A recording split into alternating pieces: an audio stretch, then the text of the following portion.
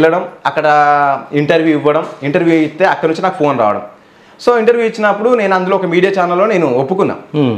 ఇదంతా అవసరమా అంటే నాకు అవసరం లేదు. నాకు ఇప్పటివరకు నేను సైలెంట్గా నన్ను తీసుకొని వచ్చి అట్లా పబ్లిక్లో పెట్టి నా లైఫ్ని అట్లా చేయకండి. నాకు 1 మంత్ టైం ఇవ్వండి, నేను మంత్లీ ఇట్లా కట్టుకుంటా అంటే దానికి అప్పుడు వాళ్ళు ఓకే అని అన్నారు. అయిపోయిన తర్వాత ఇతను నాకు ఆల్రెడీ ఆ వాట్సాప్ గ్రూపులలో ఇతను చేసిన నెగిటివ్ మెసేజ్ల వల్ల అప్పటికే నా చేతిలో ఉన్న అన్నీ పోయినాయి.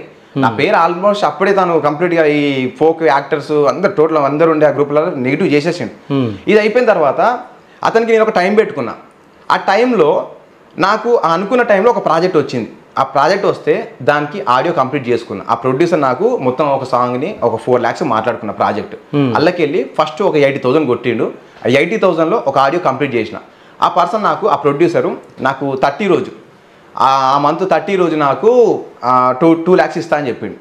నెక్స్ట్ డే ఫస్ట్ ఆ రోజు మనకి అమౌంట్ ఇచ్చేసుకుంటా అని అనుకున్నా. నెక్స్ట్ తెల్లారి ఫస్ట్ రోజు ఆ ప్రొడ్యూసర్కి అమౌంట్ నాకు ఒక 2 days టైం పడుతుంది, నీకు 4th రోజు నీకు అమౌంట్ ఇచ్చేస్తా అని చెప్పిండు.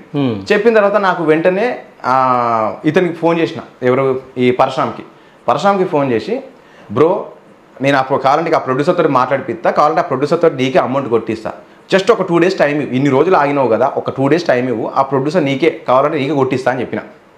అన్న నాకు నీ మీద నమ్మకం లేదు, నాకు నీ మీద నమ్మకం పోయింది, ఇక నువ్వు ఇంతే అన్నట్టు మాట్లాడాను. ఆ తర్వాత నెక్స్ట్ డే మళ్ళీ నేనే ఫోన్ చేసిన మార్నింగ్. ఇంకొకటి ఏంటంటే ఇక్కడ ఆ మధ్యలో